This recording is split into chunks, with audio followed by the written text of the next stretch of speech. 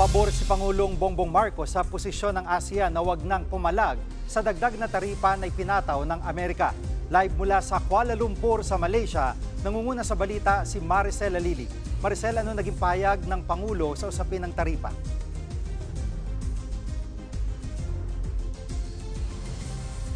Sige, suportado pa rin Bongbong Marcos ng hapang ng Malaysia na tumatay yung ASEAN share ngayong taon na magkaroon ng Special ASEAN Economic Ministers Meeting para magkaroon ng iisang posisyon ng ASEAN tungkol sa taripong ipapataw ng Amerika sa iba't ibang bansa. Importante umano ito para maiwasan ang anumang retaliatory measure gantihan sa pagpapataw ng taripa.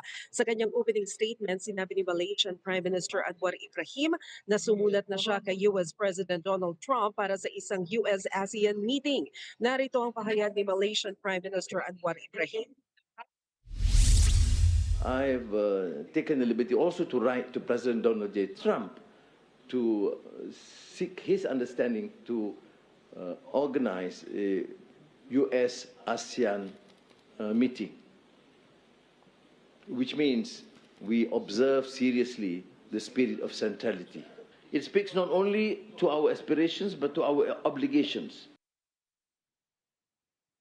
Binikaya naman ni Pangulong Bongbong Marcos ang mga miyembro ng ASEAN na bilisan ang pagsasapinal ng Code of Conduct sa South China Sea. Sa kanyang intervention sa 46th ASEAN Plenary Session, sinabi niya na importante ito para matiyak na mabibigyang proteksyon ng maritime rights at maiwasan ang pag-aas ng tensyon sa nasabing rehiyon. Narito ang sinabi ni Pangulong Marcos. We underscore the urgent need to accelerate the adoption of a legally binding code of conduct in the South China Sea. This to safeguard maritime rights, promote stability, and prevent miscalculations at sea. Tiniyak din ng Pangulo na handa silang maglatag ng mga solusyon para tugunan ang krisis sa climate change. Pakinggan natin ang sinabi ni PBBM. We urge ASEAN's partners to scale up predictable and accessible and adequate climate finance to enable ASEAN to realize its climate ambitions and safeguard the future of our communities. Jiggy, kani-kanina nga lamang ay nagsagawa ng press briefing dito si Palace Press Officer Undersecretary Claire Castro at pinagtangkiin niya na nananatiling optimistic si Pangulong Marcos na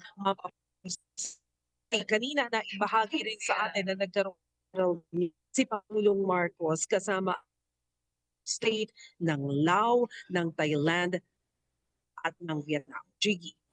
At Maricel, ano pang mga inaasahang aktibidad ng ASEAN leaders ngayong araw?